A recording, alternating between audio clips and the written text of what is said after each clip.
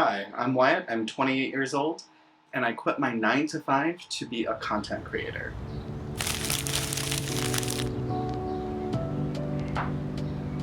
I don't want you to think I'm crazy.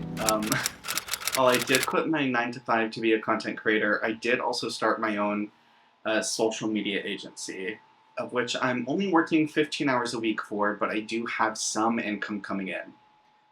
Just not a whole lot. You might be asking yourselves, kind of like my loved ones are asking me, why are you doing this?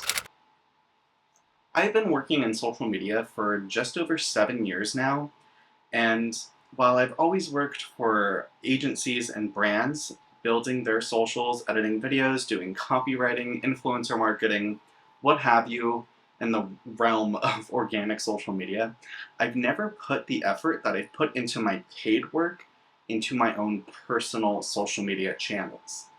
And I've been making content for, I think, 11 years now. My channel does not go back that far because I have privated a lot of videos, um, post clarity, just being, cringe of myself. I have been producing content, editing videos, making podcasts for the past 11 years. But while I have been so successful in building social media for others, I have not put that same effort into my own work. So while I've been making content, I haven't seen the success that I should have.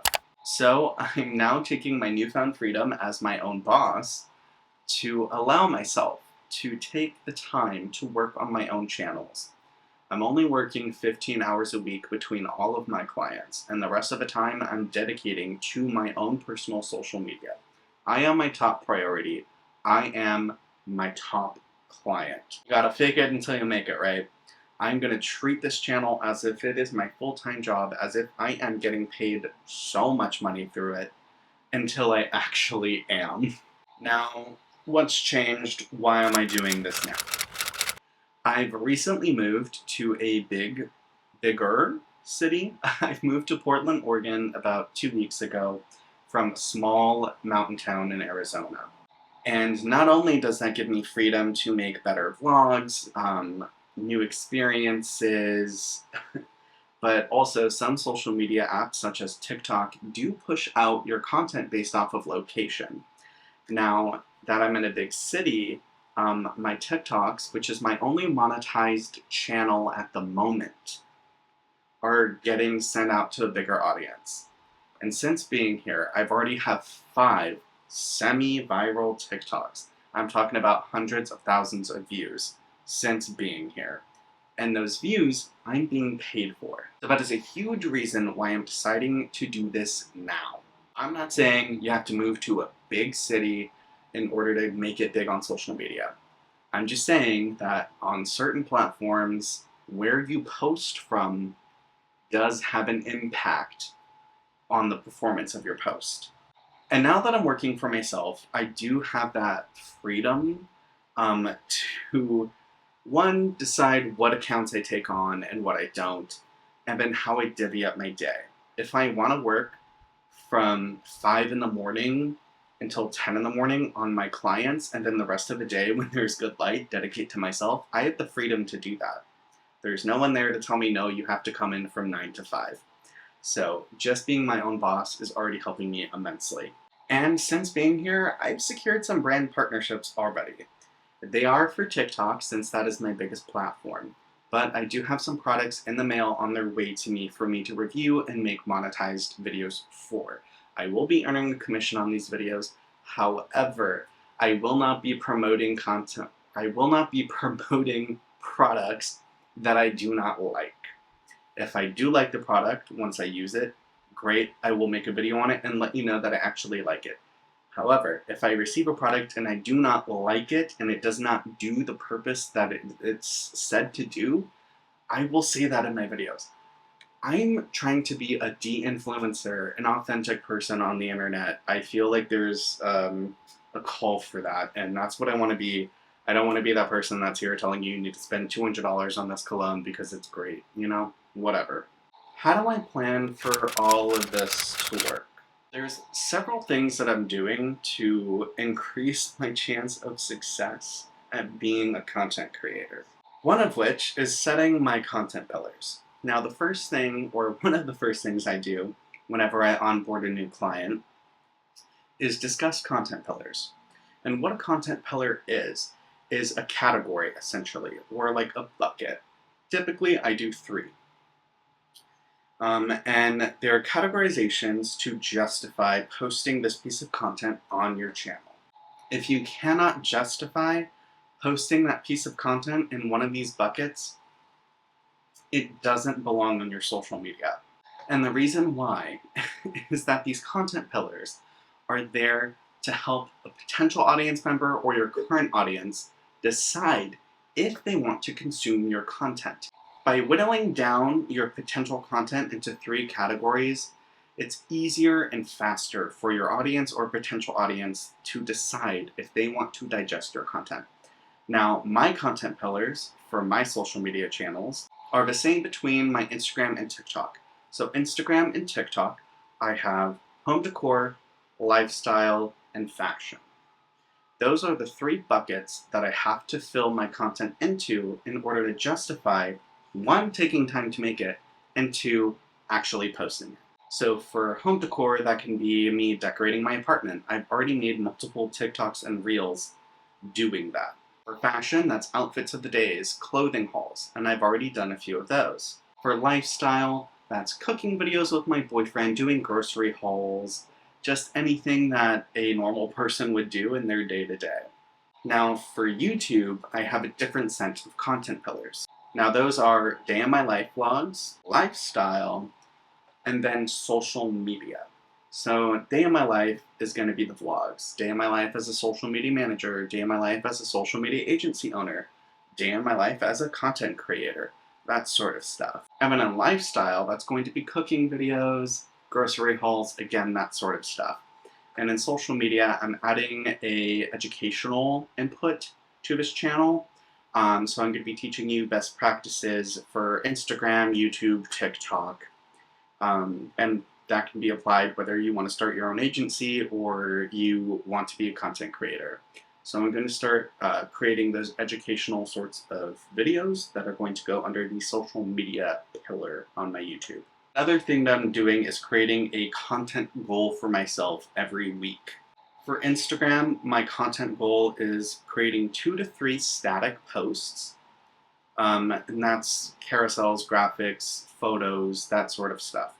And then 1 reel, and that's either condensed forms from my YouTube, or that's outfits of the days, or mini vlogs that I just create on the spot. TikTok has my highest content goal, and that's about 3 to 4 TikToks a week. Now, this week I've already made about 5 TikToks, and it's only Tuesday, so I'm gonna supersede that goal. But my goal, in order for me to feel accomplished and check off on my list, is making that amount of TikToks a week. For YouTube, I have to create 2 videos a week. 1 video for my main channel, which is the one that you're watching, and 1 video for my horror channel, which is me reviewing movies, watching movies, doing ranking lists, doing thrift with me's for DVDs and VHS tapes. You might be able to see them over my shoulder. That sort of stuff. If you're interested in that community, I'll link it down below. If not, I totally get it. My 2 channels are very different. Another thing that I'm doing is streamlining the visuals of my brand. So for Instagram, I purchased a family of presets called Home on Etsy a few years ago. And every time I post, I apply one of those presets onto my photos in Lightroom before I actually post it.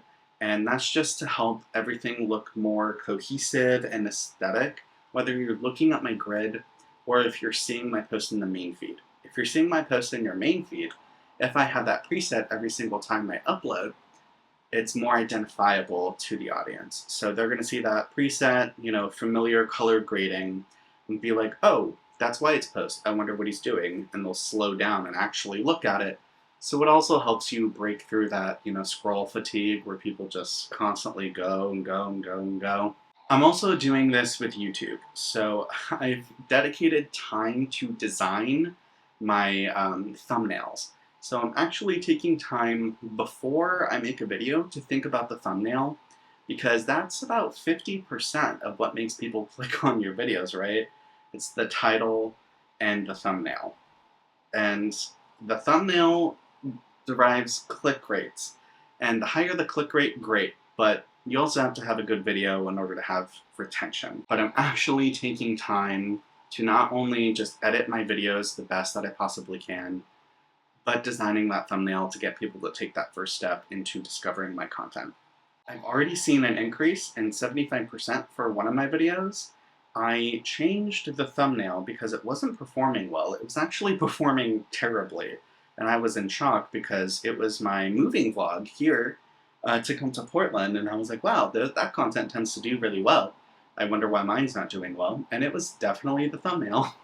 And I just rechanged it, made it more aesthetic, did color grading between all of the images I had in it.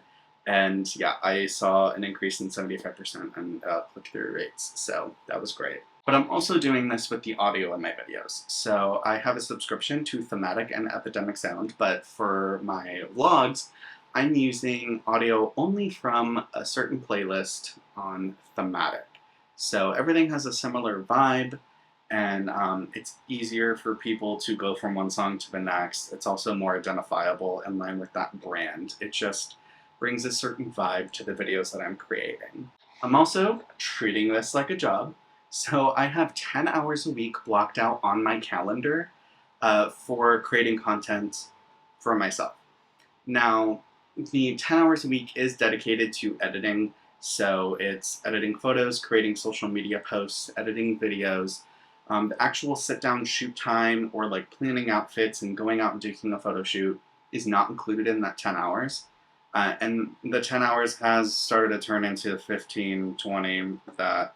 But I do want to work part-time, so 10 hours is my goal for every week. Yes, from 8 a.m. until 10 a.m. I sit at this very desk and I work for myself on my own personal social media. I'm also organizing my content.